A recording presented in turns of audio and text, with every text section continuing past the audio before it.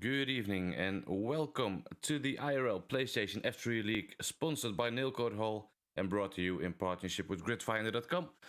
My name is Mark, and alongside me in the commentary booth is Ellen. Ellen, how are you doing? Yeah, I'm surviving, thank you. Getting there, but enough about me. It's about how these guys, Mark, are going to survive tonight's test, Monaco. It's a very tricky prospect ahead for these guys. You raced it Monday night. You found it tricky yourself. And as we've seen F2 last night, especially in those wet conditions, it was extremely tricky. So what are you expecting for tonight's race?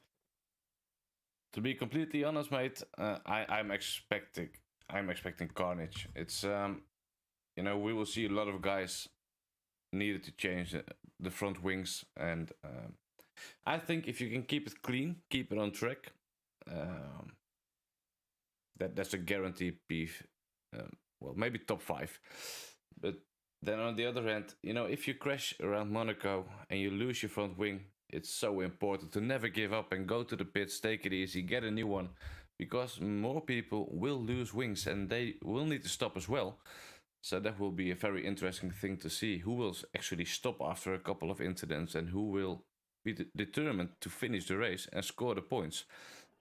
Because in the standings, as we can see, it's pretty close, I would like to say. But David Forty on top, he has a massive gap to Tines in P2, but behind those guys, it's looking to be a banger of a season. Especially all the way down from JPH in P3 down to it's Michael Lutke in P6. It's only 1 point difference, so that's really close. That is close, and I have to say, one guy who's in that pack battling for P3 in the championship, JP911. He's had a stellar last 2 races, Mark, hasn't he? As you can see there, he got a second place, and then last week won last week's race in the USA. We thought was quite lucky at the time, didn't we? Because Tinas thought he might have a chance because JP picked up that time penalty towards the end, but then Tinas seemed to get a sympathy time penalty, and that pretty much sealed the victory for JP. So JP coming into tonight with a bit of form, but I think, Mark, coming in tonight with any form, bad form, good form, I don't think it makes a difference tonight. If you could, like you've just said, if you could survive and get this car around the circuit, you're going to have a good chance of scoring good points. So I think, just try and survive, and it'd be interesting to see as we're loading in now for the qualifying what weather conditions we're going to get from these guys. And is there anybody tonight you think could stand out and really take this track on? Well, I expect a lot of. I have to say David Forty, because he's so incredibly consistent during this season, and if consistency is important at any track, it is Monaco. You need to be consistent, and that's exactly what he is showing. And so I expect big things from him. But yeah, apart from that, it's just almost impossible to say. In all honesty, it's just you need to keep the focus around this track, and one single mistake, and you need to pit, or your race is over. So you're in massive trouble. What also will be interesting to see is the constructors, because in the standings, it's really close for P1. Ferrari and McLaren, they are fighting for P1, only a 5-point difference. Emke is not racing tonight, so this is a massive opportunity for the McLaren boys, Steven and Michael Lutke, to close the gap, and hopefully for them to get closer or maybe overtake Ferrari. But yeah, what do you think? Can McLaren be back at the top after this race?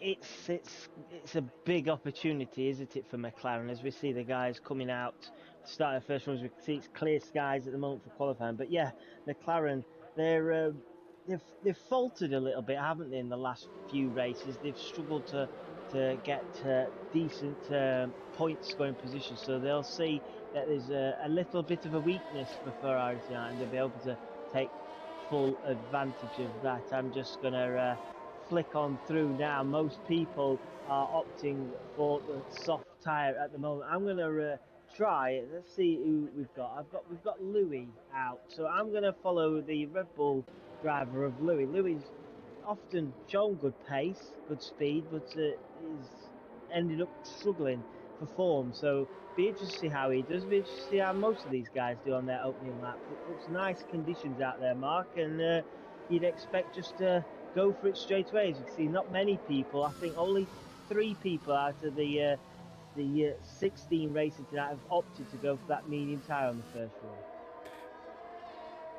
Yeah, it's quite interesting to see. I'm riding aboard with Dave de Kale at the moment, who is the first out on track and who is the first going to tackle this tricky circuit. Coming to the swimming pool section. In my opinion, the swimming pool section is the hardest part of this whole track. But let's see how we can start his lap. Good evening, by the way, to everyone in the chat. Thank you for tuning in, and well, let's hope for an awesome race. Let's see how Dave can do it. He's clean through turn 1, then up the twisty bit uphill into the really hard braking zone, but he seems to be doing fine. He is not avoiding the bump in the track there. But if that's the way to do it, if he's quick as that way, then go for it, I would like to say. So far, he is looking clean.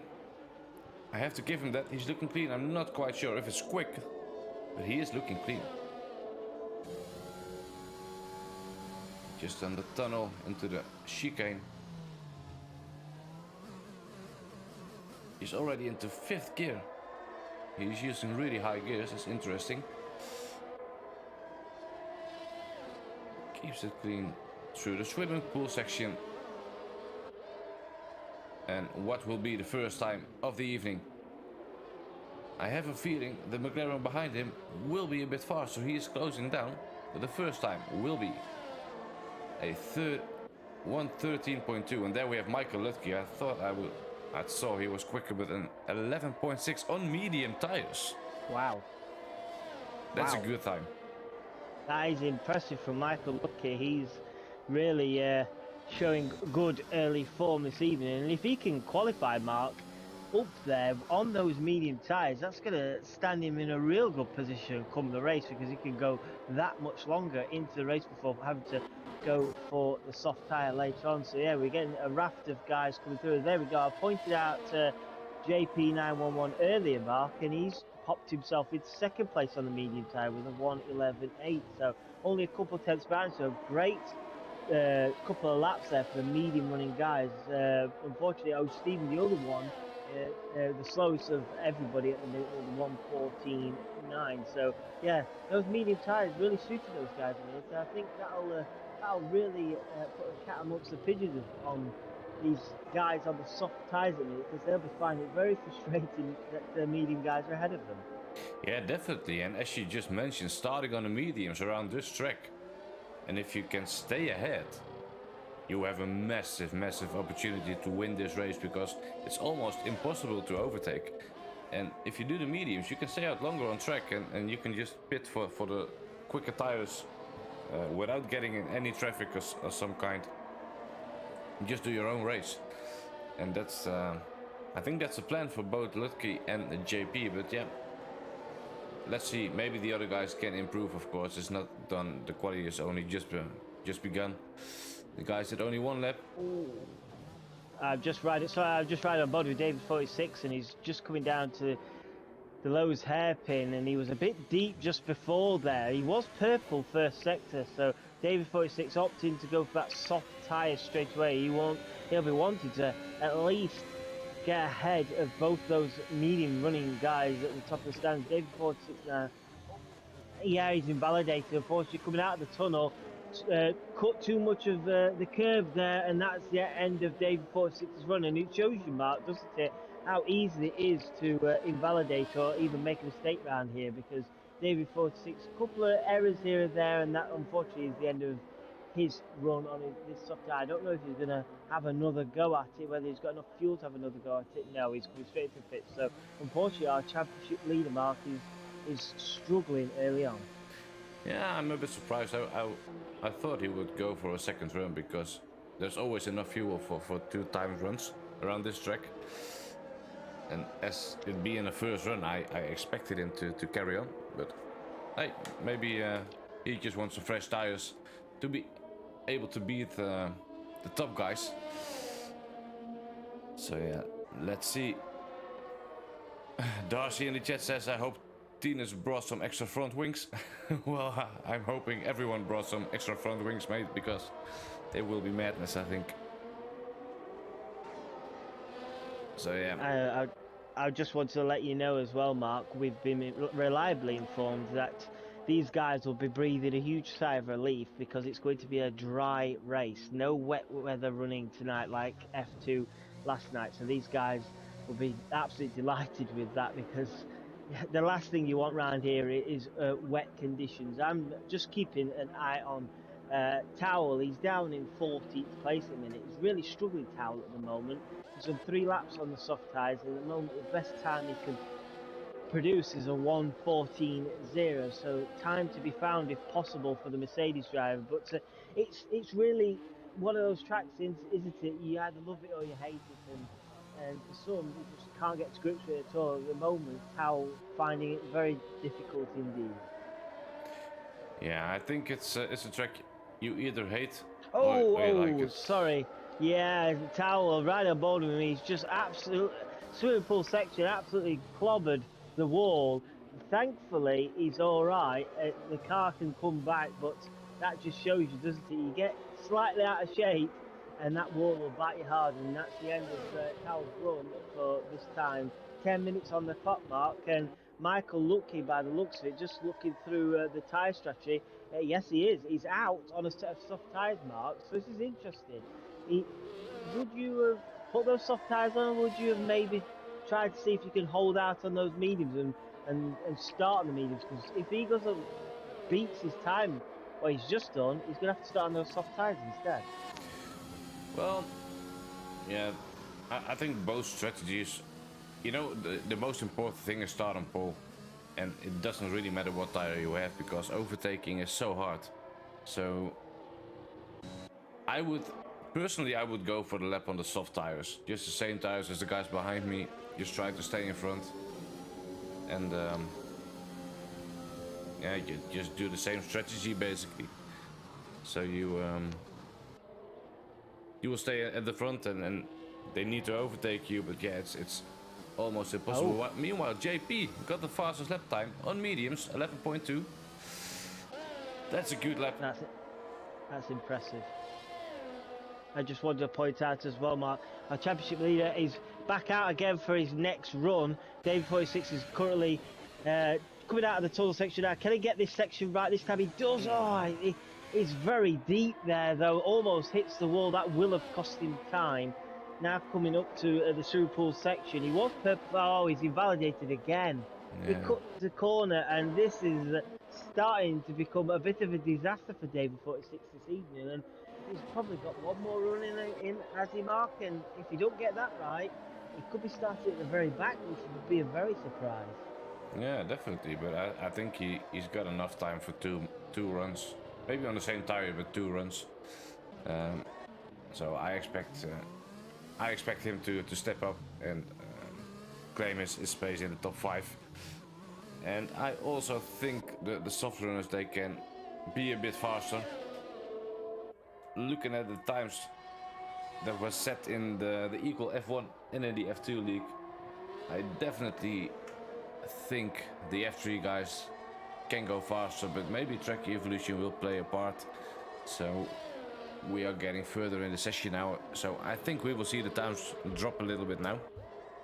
Oh, Bruce Lee Harding at swimming pool is facing the wrong way, Mark. Yeah. I don't know what happened there. I just saw the yellow flags out, flicking through just to see. It looks like he's not got much of a front wing left, if any, and Bruce Harding has managed to get going again. All 4 wheels still on that car, so thankfully he gets... Oh, what's going off there? I don't know if you saw that. Cosmesi stopped on track, and the pair of them have hit each other, and Cosmesi has been given a 5 place penalty for causing a collision there, Matt. Oh Did no. you see that? No, I That was didn't catch that, that was unfortunately. really bizarre. That cost Messi coming into the pit entry had just stopped and it caught Bruce Lee Harding out, and Bruce Lee Harding just ran straight into the back of him, and I believe it's only gave cost Messi a 5 place penalty, not Bruce Hmm. Lee Harding. So yeah, that's quite frustrating really for cost Messi because he's currently in P6 right now. He's just ahead. S&P Legendary Mark has also gone up into second place with a 1:11.4 ahead of Michael Lutke. Also on mediums, well, I'm riding aboard with Tines. He's on a fast lap on softs, but he is only going for like an 11.7, 11.8, I think. And no, Oh, he abandons in sector 3. Michael Lutke might be about to go even quicker here, coming across the line. He does, look at that, 11.0 on the soft tyre. I just flicked over, just as you were talking about Tinas. He'd got purple second sector, Michael Lutke, so he was definitely flying, and there you go. But only 2 tenths faster than JP on the medium tyre. That's a bit surprising for me. Yeah, it is. It is. I expected him to be a bit faster, but maybe it's just a matter of confidence. You know, you don't want to put it in the wall with 6 minutes or 5 minutes on the timer. So maybe he's just thinking like, all right, I've got this lap now. I got an 11 flat. I got a professional pole. Now I can risk it all. Maybe that's his strategy here, which I could understand. Tinus is. Oh no, as I was going to say, he's doing a really good lap. He was 6 tenths faster than his own previous time, but then he lost the car on the exit of the swimming pool section. That's unfortunate for him, but there's time enough to go back in and get back out on track to get it. Something very weird just happened then. I don't know if it. David 46 completely stopped on track on his outlap there, and yellow flags come out, and he allowed the Red Bull, I think, ahead to go past. So David 46, I'm just riding on board with him again. He's probably going to start to say a few curse words under his breath with me watching him over him, as he's been struggling all evening and been wanting me to watch somebody else, but he's the only guy at the minute who's not set a time. So David 46 about to start his hopefully his first timed run of the evening. So here we go. David 46 is on the way. Can he get it right this time? Last 2 runs both been invalidated for cutting corners. Can he get it right this time? Well, so far he tackled turn 1 cleanly, and this is always a tricky braking zone, but he is a little bit deep, I think, but it's okay. He avoids the bump on the track, and I hope for him the Red Bull is not getting in his way. Gets the car nicely rotated. Same for the hairpin. And now you need a good traction out of this right corner into the tunnel section. How is the traction? Traction is good, no oversteer at all. So what would he do in this chicane? It's a hard braking zone, maybe the hardest on the whole track, I think. It's looking good so far, but what is the time? What is the delta saying? Well, the delta is saying not much because there's no time for him. Sector 2, 52 seconds. Let's see where we'll bring him. Final corners. This looks to be a clean lap. Good traction out of the final corner, and his first timed lap will be a 1:11.7 in P4. I wouldn't say that's too bad, would you, Mark? After the struggles, I think he would take P4 now, but obviously we've got people behind who will be on quicker laps, one of them being Daryl Whiffin, who David 46 has just flown past. So Daryl Whiffin currently in P5. He'll be looking to try and jump back ahead of David 46. We've got to find a couple of tenths though. So David 46 in P4 and 1:11.7. Daryl Whiffin 1:11.9. So as Daryl Whiffin comes down to the Lowe's hairpin, and I always think these cars look too big to get around that hairpin. It's amazing how they can get those cars around it. As Daryl Whiffin now comes through the tunnel section, looks pretty tidy so far from Daryl Whiffin. He's coming down to the tricky set of corners here. He can easily get wrong, as David 46 will tell you. Now heading round towards the swimming pool section. He's a tenth down. Oh no, he's down. That's the end of the lap, Mark. Unfortunately, all out of shape into the swimming pool section, and if he's able to do another run, is he? No, he's not. So I think that. Ooh, Legendary is on a good lap, mate. Go for it. He's just done the swimming pool section. He was almost 4/10 quicker than his own time. Let's see what can he do. Final corners. Good exit to the start-finish straight. The time will be a 1:11.2. P2. I expected him to nick the pole position out of Michael Lutke's hands. But Legendary in P2, I think he will be happy with that. Yeah, definitely. Legendary has been on top form so far this evening, hasn't he? He's really shown his pace around here, and some people are just suited to this track, and so far for Legendary it's working out nicely for him. But we've got JP911 in the Mercedes and Michael Lutke out in the McLaren out on track now for their final runs. Who's your money on, Mark? Difficult to say. I'd say Michael got a time already. He doesn't need to hunt it down. So I think Michael will claim this pole position for in the Monaco Grand Prix. He's got a time already. He's having the opportunity to go out again. Will he be into? Yeah, he's starting his lap right now. So he is in the perfect position to get it, because JP needs to find 3/10. And maybe Lutke can improve even more. So, well, let's see what will happen. And interesting to see. It will be really... Can JP actually do his lap? Only 5 seconds on the timer. 4, 3. Yeah, I'm watching him. He's not getting across. Has he got across? No, he can do his lap. Yeah, that must have been a tenth, if that. I didn't think he'd made it, Mark. That was close. So I'll keep an eye on JP. If you want to keep an eye on Michael Lutke for this final run. Definitely. Michael Lutke is now in the tunnel. How will he get the braking right? It seems like it. He's not running wide. A good exit there. Oh no. JP's completely lost it at Lowe's hairpin, so it's all down to Michael now if he improves or not. JP is out of this session. And Michael is faster than his own time at the moment. Only half a tenth, but it is faster. Sector 3 he is in right now. Let's see how can he tackle the final corner. It looks like a really good exit. And he will get a 1:10.8. What a time. He is making a lot of time up in Sector 3. That's his sector. He is so quick there compared to all others. And, well, I think it's safe to say he got this pole position. As you mentioned, JP had a moment. So, yeah, I think Michael Lutke will be our pole sitter. It looks that way, Mark. Yes, as S&P Legendary and JP both coming into pits now. Unfortunately for JP, he got onto the power, I think, just a bit too early at a Lowe's hairpin, and the car was all squirmy. He hit the barrier, and that unfortunately was the end of qualifying for him. But I don't think he'll be too annoyed, really. P3 this evening is still a solid position to score good points from tonight, and who knows, he could still be fighting for that race victory later on, because even though you've got that pole position and it is the best place to be around here, it's not always a guarantee you're going to win from there, though, is it? No, definitely.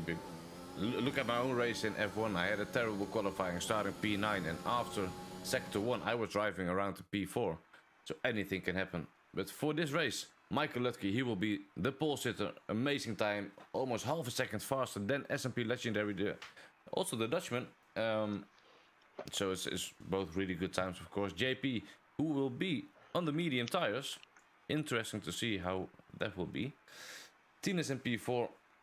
Then we have David 40, the leader in the championship, P5. Everyone Richard, P6. Daryl Wiven, P7. P8 is Cosmessibel. He will have the 5 position grid penalty. Bruce Lee Harding, P9. Louis, P10. JPH, P11. Taudi, 12. Dave de Kade, P13. Jolly Joder, 14. Sursput, 15. And O. Steven at the back in P15. Well, this will be interesting to see what will happen, especially with a guy on the mediums. in the top 3. So if he can stay close and can actually run away a bit while he is still out on the track, while the others have pitted and maybe get in trouble with traffic, that will be his chance. But yeah, let's see. Yeah, I agree. The only thing I'd say will be at his disadvantages is the race start, isn't it? Because those soft tyres will give you just a bit better grip and edge at the start of the race. So I want to hope that he doesn't get jumped early on by anybody behind him and get tangled up anywhere. So if JP on those medium tyres, like you say, can and hang on to second and first place early doors and wait until they have to come in for their pit stop onto the medium tyres, then this really could turn into his favour. But I honestly don't know, Mark, what to expect from this race. To be honest, we've had a great season so far in F3, and normally you've got an idea, haven't you, of how a race will go. But with Monaco, I honestly don't know what to say here. Can David 46 carry on this phenomenal run of getting on the podium, a podium every race apart from the first race? I think that'll be a tough ask, but again, who knows what will happen. Well, Martin is just mentioning in the chat, if there is one person who can win without a good quali in Monaco, it is David. So he might be a bit biased because it's his teammate, but yeah, let's see. Maybe he's right, maybe he's wrong. Smoke said JP should win, being on the alternate strategy. Yeah, let's see. It could work out either way. Maybe he will lose out too much, and the guys, he will be behind him after his pit stop. It's Monaco, so you never know. So what about this then, Mark? I'm just looking outside the top 10 now for the tyre choices. We've got Stephen at the back. He's on a set of hard tyres, which I didn't expect to see tonight. But I've seen a lot of people running the softs and mediums, and the rest of the top outside top 10, you've got Towel on a medium, Jolly Jollock on a medium, and Spud on a medium, with Cosmesi and Dave DeCarla on softs. So, see a hard tyre. How far is O'Stephen going to go in this race? Is he going to go? Is he going to do an Alex Albon from Australia and go to lap 38 and pit? Definitely possible, because in F1 we saw guys pitting in lap 1, go from the softs to the medium and finish the race on that tire. So I'm really surprised to see the hard tire out here, because you have zero grip, you will be sliding everywhere, and well, in my opinion, it's not necessary to be on that tire, but maybe O'Stephen knows his own tire management is not where it should be, and it's the only way he can make the finish line, of course. But yeah, let's see what it will bring, and I think he is doing what he thinks is best, and well, maybe he can prove us wrong. Michael Lutke going up to the start-finish straight now, getting into position for this race. Yeah, well, I was going to ask for a top 3 prediction, but it's impossible. But if you were going to make a shot in the chat, please do. But meanwhile, the guys are lining up, and well, this is the IRL PlayStation F3 League, sponsored by Nilcor Hall and brought to you in partnership with gridfinder.com. And let's hope to have a really good race, and hopefully I can have a good camera angle of this start. So let's see. Here we go. Lights go on. 2, 3, 4, 5 red lights, and we are underway. The Aston Martin of Tines looks to have a really good start. Same for Michael Lutke in P1. Can JP hold on, and will we see any contact on this part? Not yet, I believe. So that's good to see. Yeah, it looks to be a clean start. Yeah, it was. I was just keeping an eye on the guys at the back and in the mid-pack, and it was a really nice, clean start from everybody. So that's great to see as we see a few positions swapping at the back, Louis up into 10th place. Go on, Mark. Yeah, there's some contact there between Jolly Jolig and Taudi. Jolly Jolig just clipped the back end of the Mercedes, but I think he can get away with it without any damage. His front wing looks intact, so that's good to see. He can just continue his race. And I think this is crucial for JP because he is still in P3, following pretty closely, only 3/10 on that medium tires. He is looking in a good position to... I think he will be trying to get the overtake done on Legendary as soon as the DRS kicks in. Because if he can do it right now, that might be really crucial to get P2 at the end of the race. Let's see. Talking of good starts, Mark, look at the start from Michael Ludke in first place. 1.8 seconds up already, and we're on lap 2. S&P Legendary is obviously struggling early on in this race to hang on to the back of that McLaren, and that is giving JP behind a good opportunity to hang on in there on those medium tyres. But yeah, Michael Ludke, absolutely phenomenal start. He'll want to make sure he keeps this sort of pace up for the rest of the race, because if he does, the race victory will be his. Yeah, I think so too. It's an amazing start. The gap is already up to, well, around 1.5 seconds after just 1.5 laps. That's incredibly good. There's a moment from Daryl, I believe. JPH got the move done, and Daryl looks to struggle a little bit, and his teammate is following close behind now.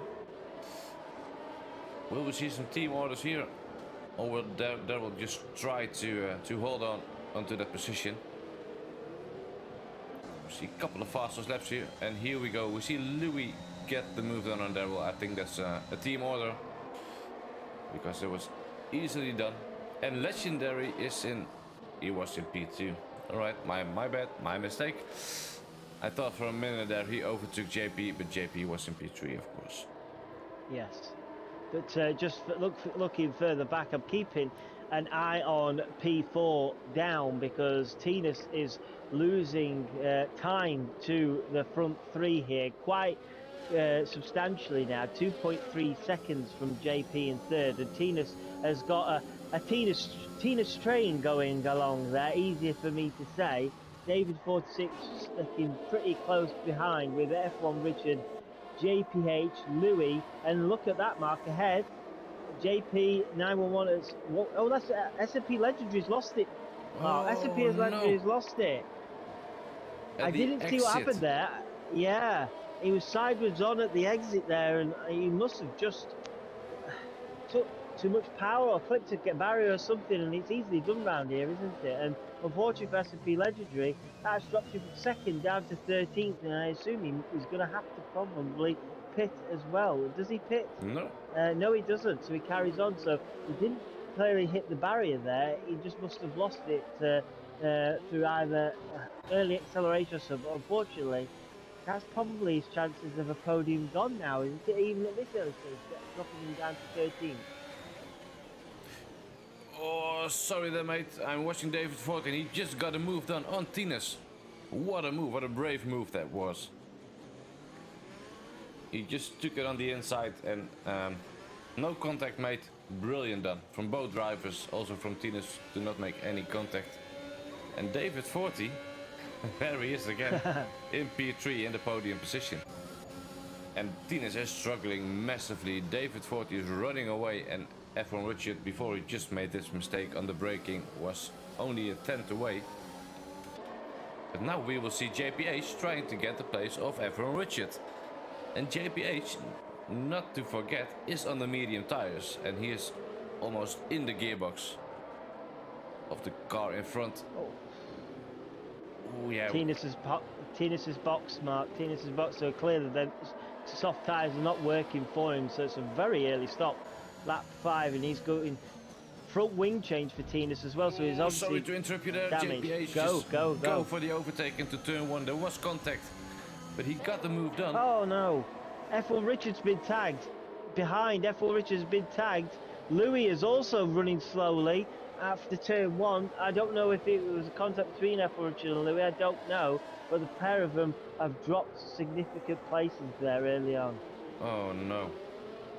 Well, I expected to see things like this in lap 1, but we'll see it now in lap 5. Drivers just trying to make up the positions and get the moves done, but they need to stay clean, of course. There was already some contact But luckily, as far as I can tell, except for Tines, there's not been any damage so far. So that's good to see. And I expect Bruce Lee Harding to get closer to Daryl now. So let's see if he can do anything on the start-finish straight with the DRS. JPH with a bit of a Maldonado move there, is Rence's comment.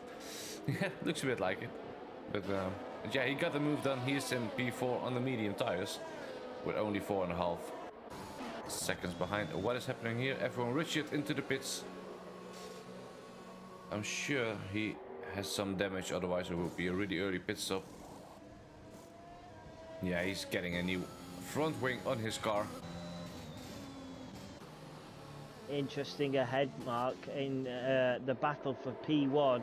JP911 is now reeling in Michael Lutke on those soft tyres. He's got to around a second, and just riding on board with the Mercedes driver, he can firmly see that Papaya car ahead now. So this is looking really good for JP at the moment. He's sitting pretty, he's driving well at the moment. He's got a McLaren firmly in his sights, and Navy 46, 6.7 seconds behind in third place. So right now, JP is looking like he's got a real chance of winning this race here. Michael Lucky, though, will want to have his say in that, obviously, as we start to see early on time penalties coming into this race. Yeah, both JPH and Daryl with a 3-second time penalty. It's a bit early in the race, only after 7 laps, but oh, we see a yellow in sector 3. Sir Spud has lost it just after the swimming pool there, and he's got going again. I don't know if he's picked up any wing damage. Is he coming in? No, he's not. So I don't think he has any damage. Yeah. Saudi is almost pushing Cosmesi in front of him through the twisty bit of sector 1. Oh, the car's a bit loose on the rear there, but he managed to keep it on track.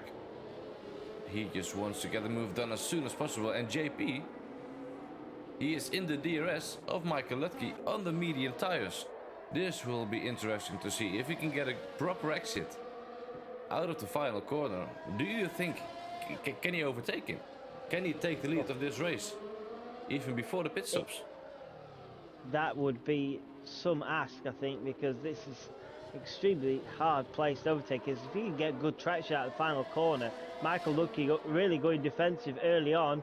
Can JP get close? No, he can't. The DRS was open, but Michael Lucky just that little bit too far ahead. I think he needs to find a couple of tenths more, I think, if he's going to try any daring move into turn 1. So yeah, Michael hanging on for now, as we're seeing moves further back there, Mark. Bruce Lee Harding and Darrell Whiffen have swapped places, as Darrell Whiffen now picks up a 3-second time penalty.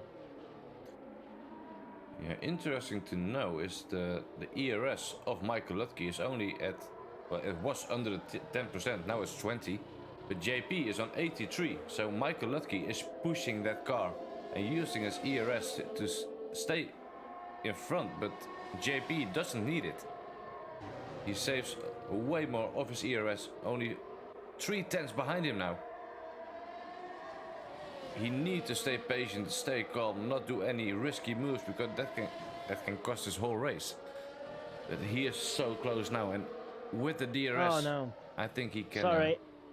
S&P Legendary. Sorry, you can carry on in a sec. S&P Legendary facing the wrong way around at the entrance of the tunnel section. So the race is going from bad to worse for S&P Legendary. But he is in 11th place. So see if he can try and hang on and recover this race later on. But yeah, it's been a disaster the last few laps for him. Sorry, yeah, Mark, carry on. It's unfortunately for Legendary. He had an amazing qualifying, but the race isn't going to be the race he was hoping for. And meanwhile, JP cannot do the overtake under DRS, so it seems to me like Michael Lutke is maybe running a little bit of a lower wing setting to have a bit more top speed. And he is using some ERS on the corner exits to get the best traction. And JP is pushing him. He is in the gearbox. He is gaining so much here in the tunnel section. He needed to lift off, because I think there was a bit of contact as well. Oh wow, here he goes. No, he's not going for it. I thought he was going for the inside there. Whoa, that would have been a move. Hey, yeah, Reds is right. He said JP is taking it a bit easy. Well, you were right, mate. This ERS is showing exactly that. Oh, and Michael Lutke into the pits, lap 9. He will go to, I expect to see the medium tires, and this is the moment for JP.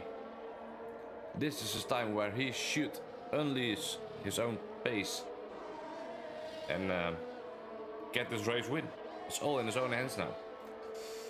Michael Lutke on the medium. Where's it going to bring him out though, Mark? Where is Michael Lutke going to feed out here? Brucey Hardy has just flown past him, so has Darrell Whitney. No, he hit the wall. Mark. Michael Lutke hit the wall on the corner, on the pit exit, I think. But is there damage? I cannot see it right now. I don't see any damage. I didn't even see the hit on the wall, to be honest. But look, oh yeah, there you go. There is the hit, and that is race over. Is it race over for Michael there? That is a disaster. This is playing into the hands of JP because he will have the advantage now. And Michael Lutke, if there's not damage, I cannot see any wing damage, but he is in the mix now. He has been holding up now a lot by the guys in front. And, well, yeah, maybe they stay out for another couple of laps. This little moment might have cost him the race win. Yeah, I hope for him he can get the win back, the lead back. But I think this is JP, his race, if he can keep it clean. And something happened there with Suspot again. He spun around at a hairpin after the tunnel section. I believe there's no damage to his car. It's surprising to see, but no damage so far for Suspot. But it's the car. Oh, Michael's hit the wall on turn 1. He went for the move on Dave DeCarli and just went too deep. And Michael Lutke 100. I don't know how that car is going, to be honest, with how hard he hit that wall. And he just bounced off. I can't see damage to that front wing, but surely he must have damage. And if not, he's really compromised. And unfortunately, this race is going from bad to worse for Michael now. In the space of a lap and a half, he's hit the wall 2-3 times now, and he's finding himself down in 10th place. This is an absolute disaster for him. Yeah, I think there should be some damage to his car. It's yeah, Jason, good evening, mate. He says JP has this if you can keep it clean. Yeah, I think you might be right, mate. What will be interesting to see will be the difference between David 40 and JPH at the last part of the race. But yeah, Michael Lutke, that's unfortunate for him. He just keeps touching the walls. That's not what you want to do. David 40 is still out on track. I think he will lose out massively to the guys behind him who already pitted for the fresher tires, because the softs, they will be screaming after 11 laps. He will be doing a stint of 12 laps. It's a bit of an overkill maybe, if you ask me, but yeah. Michael Lutke has pitted again. Front wing was changed. He's put on a set of hard tyres. So if he was struggling on his opening lap on the medium tyres, what's it going to be like on these hard tyres? Michael Lutke will be hoping to try and just get to the end of this race now, and that brings him out in 13th place. That's crazy to say, isn't it? What, 3-4 laps ago he was fighting for the race victory, now fight down in 30th place. It just shows you what this track can do, how hard this track can bite you if you're not careful around here. So yeah, unfortunately, the guys who were in first and second at the beginning of this race are now 12th and 13th. Yeah, that's just Monaco. You never know what to expect. And we are seeing a wing change for David 40 as well. He's in the pits right now. Onto the mediums. What position will he be in? Will it be a P5, P6 maybe? He will come out on track in P5.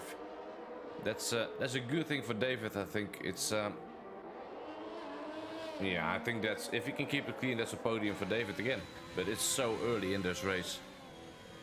He is Yeah, Rens is right there. He lost some pace, but he is not going to lose any positions. On the other hand, Tines is on the medium tires. If he can keep it clean, I think he can finish the race on that tire. Yeah. So And he's just set the fastest lap as well, Mark. While you were showing us the pit stop from David Ford 16ers did cross the line with the fastest lap, so he needed to get that done, I think, to make sure he gets a comfortable enough gap as we got. Oh, it's David no, 46 out. he is out of the race and he hit his car's on the. It's a weird place, just after the tunnel section in the chicane. I think he must have hit the wall there.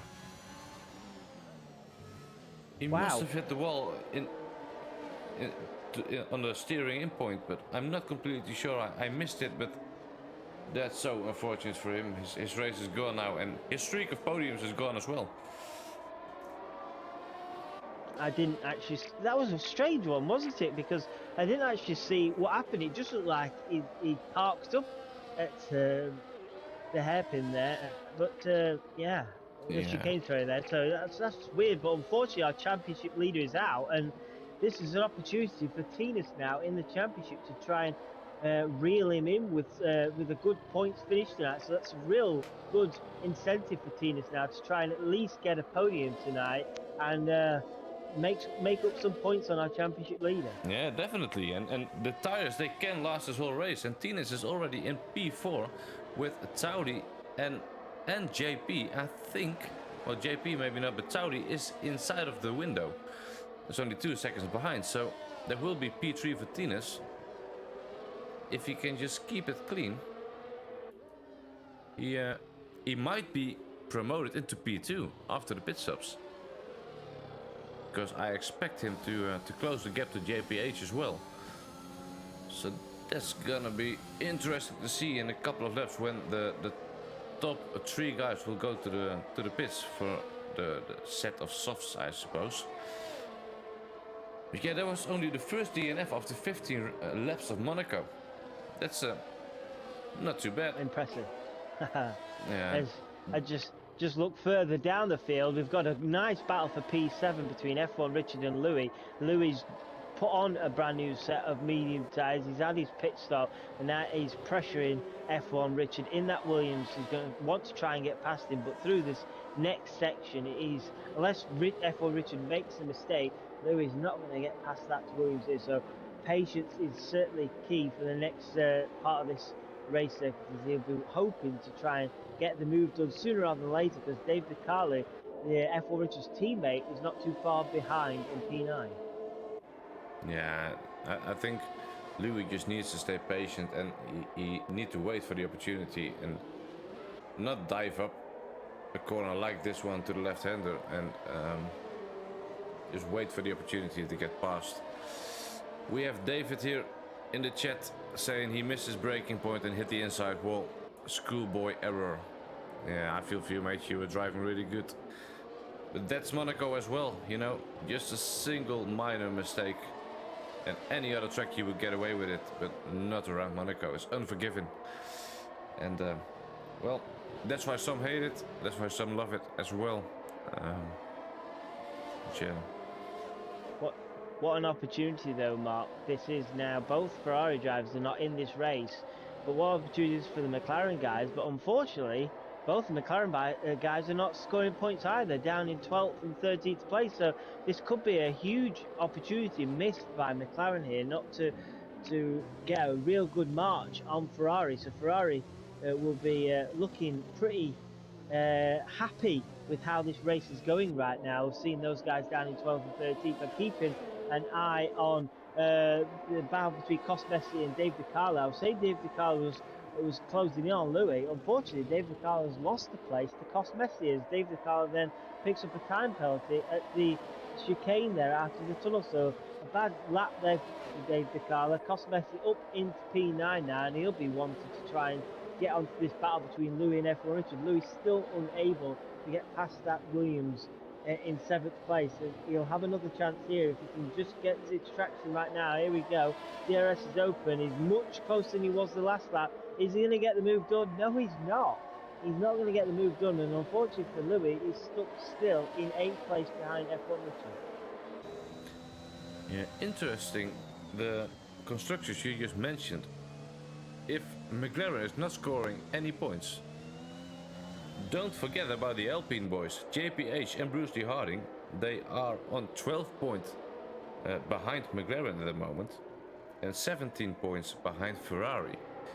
If they keep these positions, JPH in P2, Bruce Lee Harding in P6, they could be the leader of the Constructors' Championship.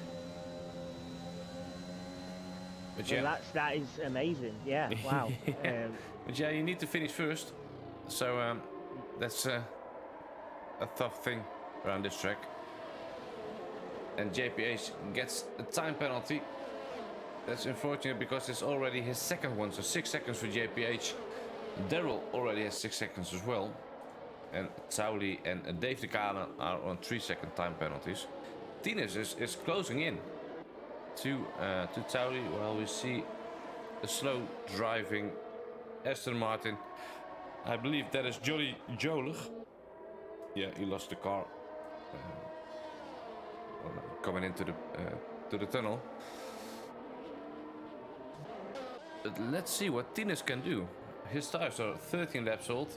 He can finish the race, what I expect to see at least. And he is closing in on Tauli. And Tauli is only 9 seconds behind JPH. JPH has the 6-second penalties. Tines has no time penalties at all. This is the opportunity for Tines to close the gap to David in the standings. And he's going for it. He is quick, and he is... I think he will go for the opportunity as soon as it's there. And, well, let's hope it's a clean move and he's closer. We've still got a decent battle for P7 I'm keeping an eye on. Cos Messi is involved. Dave de Carlo's managed to actually catch up to back of these now. So we've got a 4-way battle here for P7. F1 Richard doing well to hold on, even when Louis has DRS. But here's an opportunity. Can Louis get something done now? No, he can't. Louis was pretty close again then, but F1 Richard is making that Williams as wide as possible around here, and Louis will be finding himself very frustrated, not able to get past him. But at the moment, F1 Richard, a bit of a train here with Dave de Carlo down in P10, really battling for P7, and will not be long soon until S&P Legendary gets involved in this as well. S&P Legendary was over 3 seconds behind, and he's now got it down to 2.3 seconds. So yeah, we could have one hell of a battle for P7 shortly. Yeah, this will be interesting to see. There's a big battle for all the way down from P7. It's always good to see. And Joe, yeah, it was a dry qualifying session, mate. And the JP started P3, and he was on the mediums. And then just a lot of stuff happened in the race, mate. You tuned in too late. You missed all the action at the beginning. But so far it is going really well, and the guys are keeping it fairly clean, I would say. I expected more broken front wings than I have seen so far. So I'm really impressed with the F3 drivers today. They've drove really well, and I think this battle, what I'm still keeping an eye on, is a testament to that. As F1 Richard is all out of shape now, so can Louis have an opportunity here? No. F1 Richard, a bit squirmy on the power there. Louis had the door slightly open. F1 Richard basically slammed that door shut in his face and said, no, you're not coming past. F1 Richard hangs on and breathes a huge sigh of relief there, because I thought F1 Richard was going to collect the barrier at one point. But yeah, this is a real good battle, but also a really good show of patience from every driver involved in this, because you could easily find yourself getting very frustrated and just thinking, oh, let's just send it, and lose a front wing or take the guy out in front, and suddenly you can end up having 1 or 2 cars out of this race. But no, they're being patient, they're trying to wait for an opportunity, and sometimes around this track, Mark, opportunities don't really come. No, that's true. And sometimes you need to create an opportunity by yourself, and that's exactly what here we go. Tina's... Here we go. Louis has finally got the move done. Sorry, Mark. Louis has got it. Oh, contact. he's hit the wall. I don't know if he's got wing damage or not, but he hit the wall. It was very similar to what Michael Lucky did previously. He sent it on the inside. Go on, Mark. Yeah, there was contact between Messi and Dave Ricciardo as well. Messi was on the inside, and there was a bit of contact, but I believe both drivers don't have any wing damage. No, sorry to interrupt you there, mate. There was a tricky moment. Yeah, then that's it, isn't it? They got to create those moments like you were saying. And look at that, Tinas has just picked up his first time penalty. Can that be crucial towards the end of this race? So I'm just going to move slightly up from the battle I was watching to the battle for P5, which is involving Louis' teammate, Darrell Whiffen, holding on in P5, and Bruce Lee Harding in 6th place, the other Alpine driver. Can Bruce Lee Harding get the move done now? Darrell Whiffen all out of shape on the start finish straight, and it's an easy move for Bruce Lee Harding there into P5. Nicely done there for Bruce Lee Harding. Doesn't collect the barrier or anything, and there you go. P5 is his. As we've got a battle between David Ricciardo and Messi for 9th and 10th. There's a four-way battle here. Messi into 9th, David Ricciardo 10th, S&P Legendary is involved, and so is Michael Lucky. So now we've gone from a mega battle for P7 to a mega battle for P9. Yeah, that was insane driving. I think without any contact as well, and that's impressive to go. They went side by side through Roskas, and to do that's impressive. I have no clue how they managed to do that without any contact in these cars. They're so big, and they managed to do it, so good job to them. Suspect and O'Steven, something happened there. Suspect got a move done on O'Steven at the back of the grid. And O'Steven will try to fight back. But let's see if he can stay on the tail of Sir Spot. What is interesting to see is Tinas, he is following Taudi pretty closely, but the ERS, he saved a lot more. He's on the full ERS, 100%, while Taudi is only on 3% at the moment. Oh. So Taudi is out of his ERS and Tinas has everything left. He did pick up a time penalty though. And we had a moment there from one of the AlphaTauri guys. We've unfortunately, I was right on board with F1 Richard, and he's collected the barrier, unfortunately, and that has dropped him out of the points. F1 Richard, after Louis had overtaken him, Louis has found incredible pace. Louis just picking up the fastest lap of the race. And unfortunately, F1 Richard was just struggling to keep behind that Red Bull, pushing a bit too hard, got some wing damage, and has brought him now out in 11th place, just ahead of Sir Spud. No, not just ahead, apologies. No, that is, I apologise, he wasn't just ahead, it was just ahead of JP. JP, our race leader, we haven't spoke about him much, has just lapped F1 Richard in P12. That just shows you, doesn't it, what sort of amazing race JP's having. He's 26 seconds ahead in 2nd place. So JP now has just lapped P12, so JP absolutely flying at the moment. Yeah, and meanwhile something happened to Taudi. I didn't catch it on stream unfortunately, but Tinas has got past in sector 3 and the gap is immediately 1.5 seconds. So what happened there? I can see no damage to the car of Taudi, if I'm right. Yeah, no damage, what I can tell. But Tinas has got past and immediately created a gap of 1.5 seconds. And he is driving around in P3. He might be looking at P2 after the pit stops, and he's got a time penalty. But only 3 seconds, while JPH got 6 seconds for penalties. And let's give credit to who deserves it. JP, we haven't talked about him much indeed, but he is doing a brilliant job. He's got the gap, it's 26 seconds behind to JPH. No time penalties whatsoever, no damage. He is driving the race of his life so far. So that's really good. Meanwhile, just further back, I'm really loving some of these battles for the minor points places. These guys are really giving it all. S&P Legendary and Michael Lucky, who were fighting for the big points early on, are now fighting for 8th place and really putting Dave DiCarlo under a lot of pressure. Dave DiCarlo really has fallen away from that mega battle we had with Louis early. He's now 13 seconds behind Louis in 8th place. So it just shows you the pace Louis has got now. He managed to get away from F1 Richard, but S&P Legendary hustling and harrying Dave DiCarlo. But you've got to remember as well, Michael Lucky not too far behind. He's on those hard tyres, so interesting there to see. So three-way battle for 8th place, Dave DiCarlo, making it very difficult for these two guys behind. Yeah, definitely. And well, David has some information about Tauri. He lost it in Raskas, but no damage. So that's why Tinas could pass him and get the gap immediately. So that's really fortunate for Tinas, because he could have got the move done immediately, got the gap. So no DRS for Tauri behind him. And Tinas is closing down JPH pretty fast.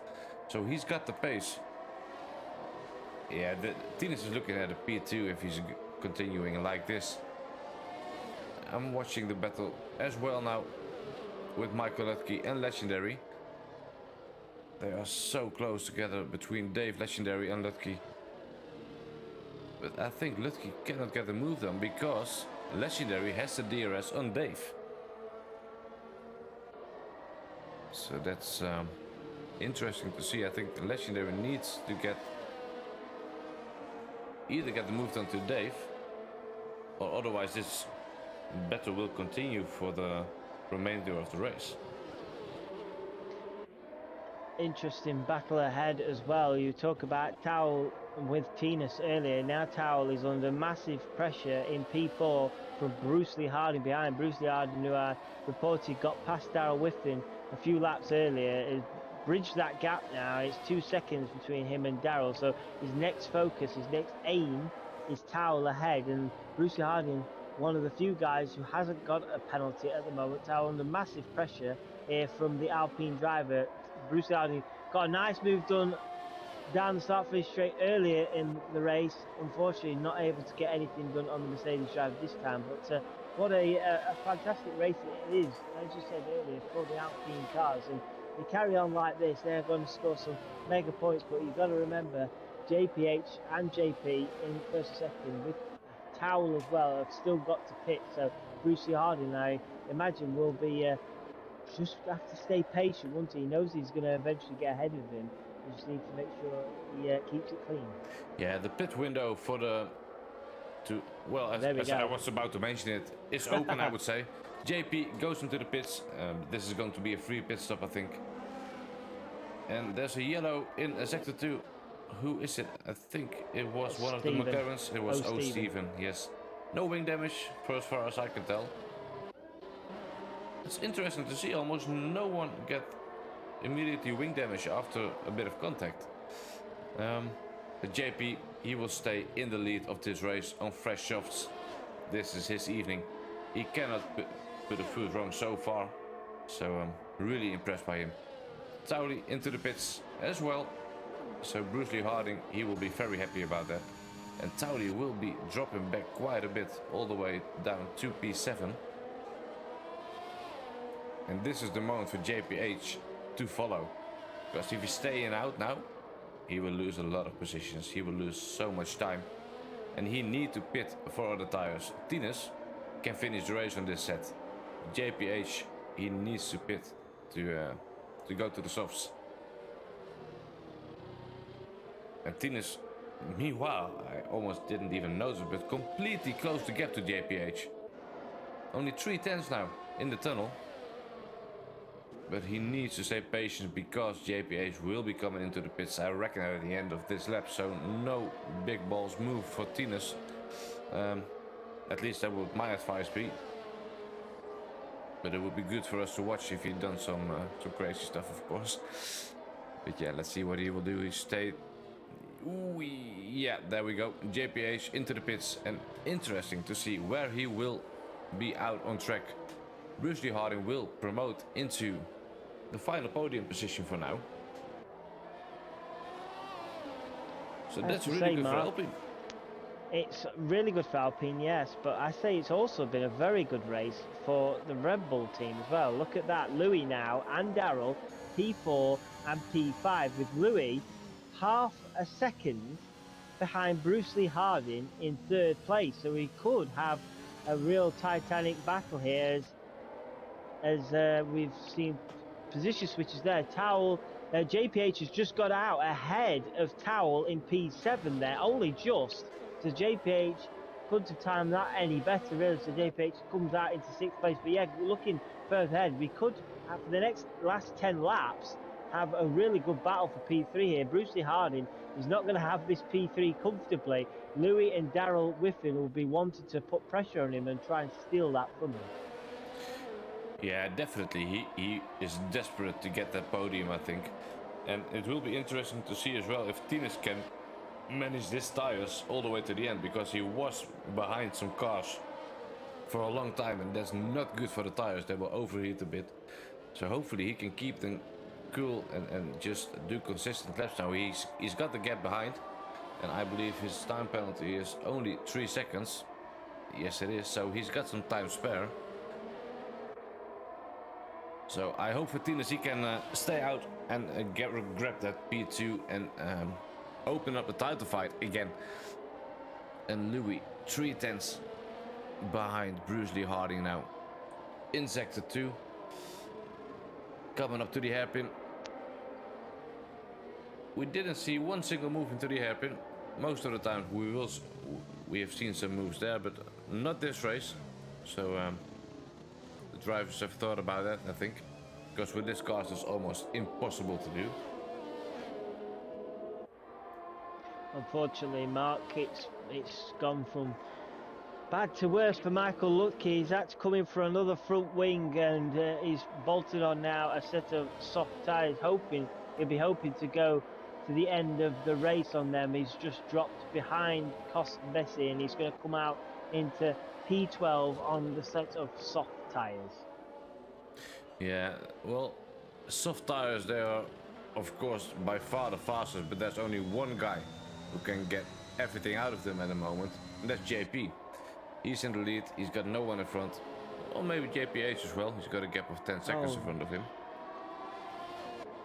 Sorry, Stephen having more trouble, and he's just hit the wall just before the pit entrance, and Stephen coming into the pits for another wing change. That's unfortunate for the McLaren driver. It's not his evening. He is struggling whole race, and we've seen some moments from him earlier. And well, P15, he's got the new softs, and there was an overtake between Legendary and Dave Decala. Yeah, it was a nice move as well. I don't know if you saw it, Mark. No. Legendary into turn 1. Dave Decala really had no option there, and Legendary gets the move nicely done into 8th. So this is a good recovery from Legendary here. He'll be annoyed that he's lost out on good points, but if he can finish this race in the points, I think it'll be pretty satisfactory for himself.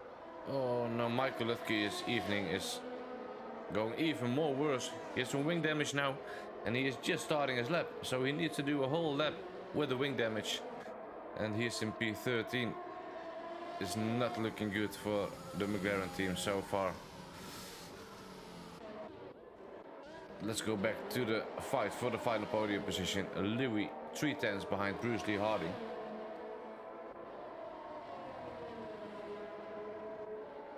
Let's see what he can do.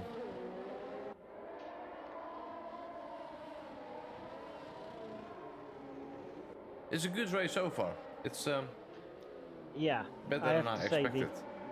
These guys have shown great patience tonight. I think we've had the odd bang against the wall, but to say we've got to lap 32 with 1 DNF is pretty good going from these guys. They've raced really well. They've been some really good battles in terms of the amount of people involved fighting for one position, and they've all been pretty sensible, haven't they? I'll be honest with you, I was like yourself, I was expecting maybe a few more DNFs and maybe a few more mistakes here and there, but these guys have been absolutely superb, so credit where credit's due. They have been really good tonight. They've put on a good show for us, and yeah, I couldn't have really asked much more, really. As we can see now, is Louis going to get the move done, Mark? No. Ooh, no. There's some great defensive lines from Bruce Lee Harding, but the time for Louis is starting to become less and less because we're on lap 33 of 39. So if he wants to get the move done, he needs to do it rather sooner than later, because you can stay behind him. But that will be only P4. But on the other hand, maybe the Red Bull driver will be happy with P4. His season has been one of mixed results, so P4, good points. Not sure what will be the most important thing for Louis. But yeah, overall I'm loving this race, and I'm really impressed by the drivers. And if you're watching right now and you're impressed as well, please make sure to leave a like to the stream, subscribe to the channel, because there's plenty of more racing on the Invictus Racing League channel, starting tomorrow with the RP League, the Realistic Performance League, around Monaco as well. And then we have a week break, then let's start all over again with all the Equal Leagues and the Realistic Performance League. So please leave a like if you like what you see, and subscribe to the channel for plenty of more racing. Louis is closing in again on the start-finish straight with a DRS, but not enough, and he can just go to the gearbox of Bruce Lee Harding. How is the ERS between the guys? Louis is on 81% and Bruce Lee Harding on 11%. So Louis has a lot of ERS left. But where can you use it? Where can you get the advantage of the ERS? That's a good, yeah. That's a good question. Yeah, I don't know. You can get close, but I have no idea where you can use it to actually do an overtake. Because at this part of the track, just after the tunnel section, it's just a bit too short to get side by side, I think. Maybe that's something they should change for this circuit, if they just remove that chicane. There will be a longer straight. Oh no, the McLaren driver. Who is it? Is it Michael Lutke or O'Steven? It is Lutke. He has some troubles coming out of the tunnel. But maybe if they remove the chicane, there will be more of an overtaking opportunity. Make it maybe a bit of a DRS zone. But yeah, I think that's wishful talking. Just 4 laps left, Mark. We haven't really spoke about JP too much. He's been absolutely phenomenal. Tinas as well, I'd have to say, absolutely brilliant. But who is going to take this final podium place? At the moment, Bruce Lee Harding making that Alpine absolutely massive on the track. Louis probably pulling his hair out, working out how to try and get past that Alpine. Can Louis get this move done, or do you reckon Bruce Lee Harding will have this in hand with only 3 laps now left? I think it's all in the hands of Bruce Lee Harding. If he can keep it clean and don't make any stupid mistakes like outbraking himself and stuff like that, I think he will grab the final podium position. Simply because the traction out of the final corner seems to be better for Bruce Lee Harding. And Louis can drive all the way to the back of the car, but just that and not anything more. So yeah, I think Bruce Lee got it in the bag, as long as he don't make any mistake, because it takes one mistake going a bit wide for a corner, and Louis will say thank you and get the final podium position. But yeah, it will be a first podium for Bruce Lee Harding at the Invictus Racing League, so hopefully for him he can take it. That will be a first for him. So your first podium is always something amazing to achieve, I think. Yeah, definitely. So, just looking through the penalties, and JPH down in 6th place has 9 seconds worth of penalties, whereas Towel behind only has 3 seconds worth of penalties. So at the moment, Towel will get on JPH, and what will be interesting is if Towel can keep his pace up and keep reeling in Darrell Whiffen in P5, if he can get close enough, which is a big ask with only 2 laps left, but if he can get close enough, Vettel could even steal P5, but it might be a bit too much to ask with just 2 laps left of this race. Yeah, and I think to do that, he will need to pass JPH on track. And the gap is 3 seconds, so I can't see that happening, unfortunately for him. But yeah, you know, it's still Monaco. You never know what happens. Just one mistake. Same for Bruce Lee Harding. Just one mistake and you're gone. Yeah, Tina's got a guardian angel of Bruce Lee Harding. That's what Renz is saying in the chat. Yeah, because Tina is driving away from him as well. The gap is getting bigger, while the tires of Tina's are quite a bit older. There's a yellow in sector 2. Not sure for who it was. But it was only a short one. Michael Lutke into the pits again. I think that's going to be me tomorrow night, Mark. And there we see Saab into the pits again. No, Yeah. mate. No. As my teammate, I expect you to win the race tomorrow. Yeah. So anyway, moving swiftly on. We're on lap 38. Louis just a bit out of shape into that final corner. DRS open, and that lost him a couple of tenths there, unable to get the move done on Bruce Harding. And I think right now, unless Bruce Harding picks up a penalty, I think he might have this in the bag. Bruce Harding is sitting quite nicely in 3rd place. I'm just flicking over to JP just to see where he is on track. He's coming up to the final corner. He's about to start the final lap of the race. So yeah, what a lap. He just needs to bring it home now. What a lap, what a race. What more can you say about JP tonight? He's been absolutely brilliant. He's been brilliant. Not a single mistake. And well, that gives you the win around Monaco. Stay clean, stay consistent, stay fast. He's been incredibly fast as well. And yeah, so I don't want to jinx him now in the final lap, of course. That would be awful. But so far he's done a phenomenal job, and he is the one who deserves this win.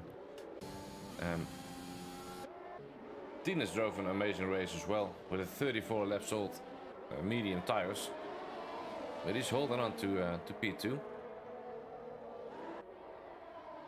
And Louis couldn't get a move done on the start-finish straight.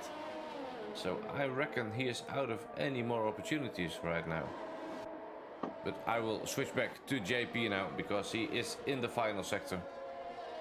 Tackling the swimming pool section right now. Doing that perfectly. Through the final corners. Here he goes onto the start-finish straight. And he is a happy man for sure. He's weaving.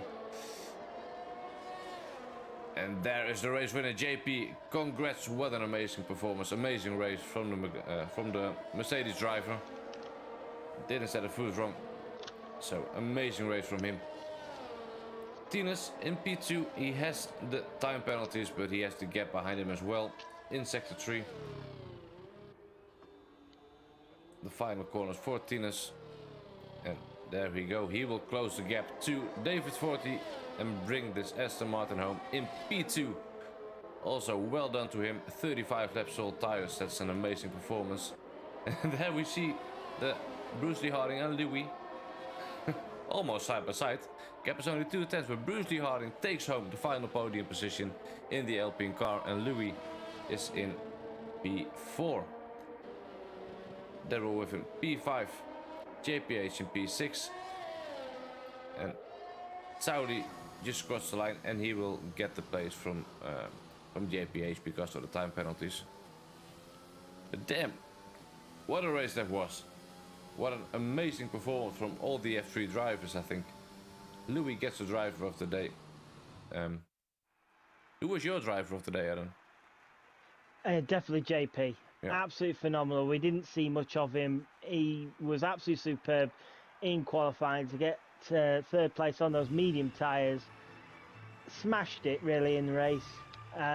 Put pressure of Michael Lutke under pressure right early on, and you didn't see him for the rest of the race. He was that good. Absolutely phenomenal. That is how you drive around Monaco.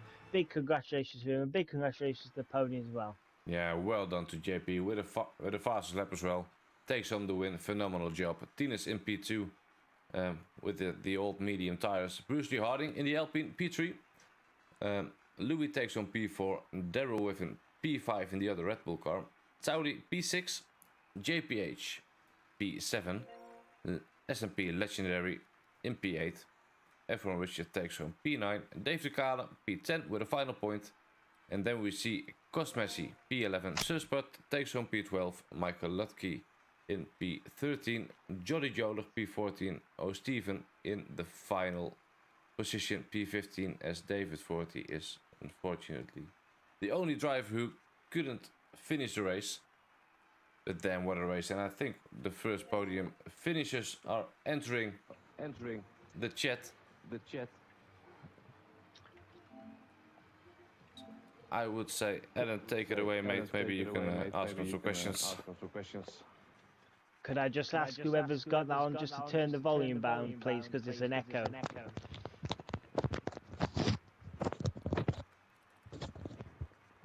Are we alright now? No. Not yet. Whoever's got us on, could you turn the volume down, please? Maybe better. No. Not yet.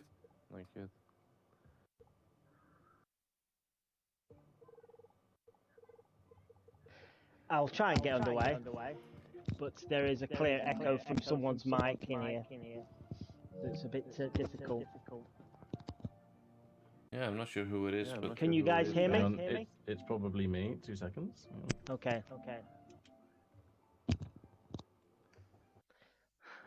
There's always some technical difficulties. sometimes you need to have some difficulties, otherwise you don't appreciate the good times anymore. So.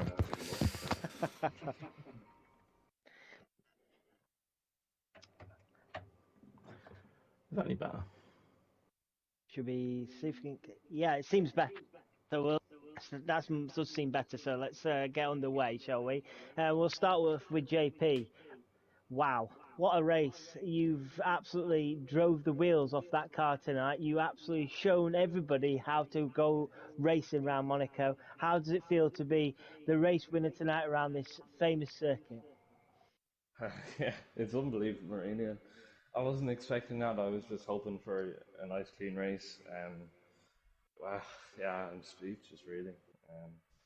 Yeah, delighted.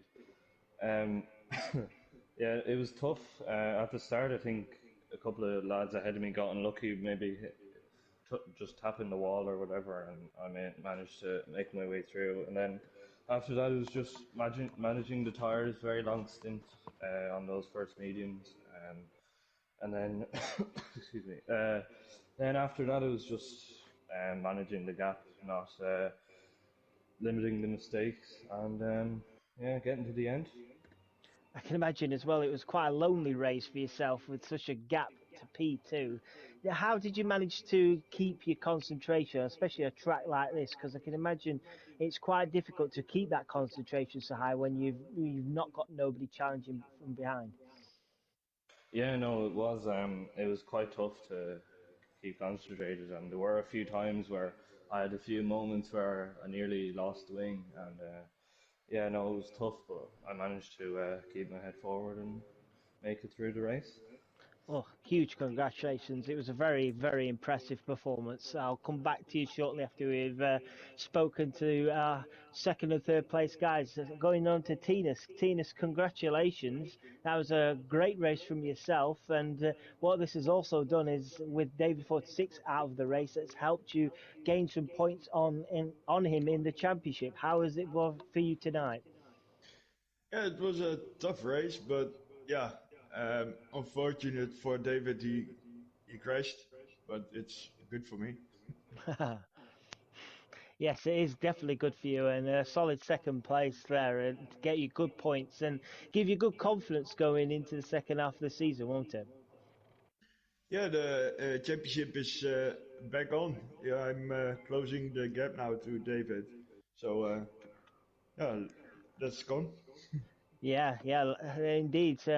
Big congratulations for yourself as well. Second place, and it certainly makes the championship a lot more interesting in the second half. So we'll move on to third place. Bruce Lee Hardy, I believe that is your first podium or first podium this season with us in F3. You got under a lot of pressure at the end from Louis. You kept your nerve though. How was that for you? Yeah, it was pretty tough to be honest. At the end, I was just trying to concentrate really on saving ERS for the coming into the tunnel and out the last corner, just so he wouldn't get past me. I mean, like any other circuit, Louis would have just breezed past me to be honest, and it's only because it was Monaco I managed to stay in front. But yeah, pretty much the entire race just spent racing Red Bulls really. But no, it was nice to be able to get the podium. I can't guarantee any more, but I'll take it. But what it has done is that podium with your teammate as well, with Ferrari and McLaren having an off day, that's allowed Alpine to get up into the mix. So are you looking to potentially get in that fight for the constructors in the second half of the season?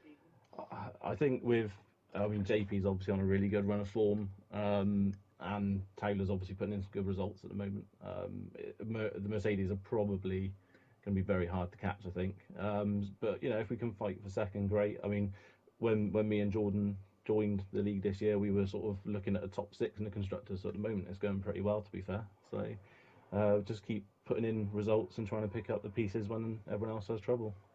Yeah, exactly that. And it's been a solid season from the Alpine team for myself. So well done tonight. P3, a good race for myself, and well done on keeping those Red Bulls behind you, because I would have struggled. Nice Um, one. Cheers. just going back to our race winner, JP, you've been on stellar, red hot form. You're second place in 2 wins. This is real good form going into the second half of the season. Can you get yourself into this mix for the championship? Yeah, I'd like to get into it. Obviously, yeah, that'd be great. It'd be great fun with the two lads. Very quick as well. So, yeah, I was a bit jealous at the start of the season, looking at the lads ahead, battling. But luckily, I got into form, and hopefully, I can continue that into the second half of the season. Well, fingers crossed, because it'll make it exciting for us to commentate on if you can. So I hope you can. So, Mark, we've ended the first half of the season. How has it been for you, and what did you think to tonight's race? Yeah, we've seen some phenomenal races, I think, and some phenomenal drives from all of the F3 drivers. And well, David, he looked really easy in P1. But now, after this race, it's all to play for, I think. And after the season break, we are going to Jeddah, which is also quite of a tricky track and a new track for most drivers as well. So I'm really looking forward to it. But the first half of the season didn't disappoint. Um, Plenty of good action, good racing, and well, same for this race today. It's really well done to especially the podium finishes, but to all the drivers. It was a really good race to watch, and it was a clean race for as far as I can tell. So really impressed. So I'm looking forward to well, first to the week off, but then going back in the commentary booth with you, Adam, to see Jeddah, what the guys can do around there, and well, I honestly can't wait to see how it will finish. But for so far, this was Monaco. This was the first half of the season, and hope you all enjoyed it. If you did, please leave a like and subscribe to the channel for more action. Tomorrow, Realistic Performance League. Make sure to tune in because, well, the racing will be hopefully as good as tonight. But yeah, this was the IRL PlayStation F3 League, sponsored by Nilcourt Hall and brought to you in partnership with gridfinder.com. And thank you for watching. Have a good evening.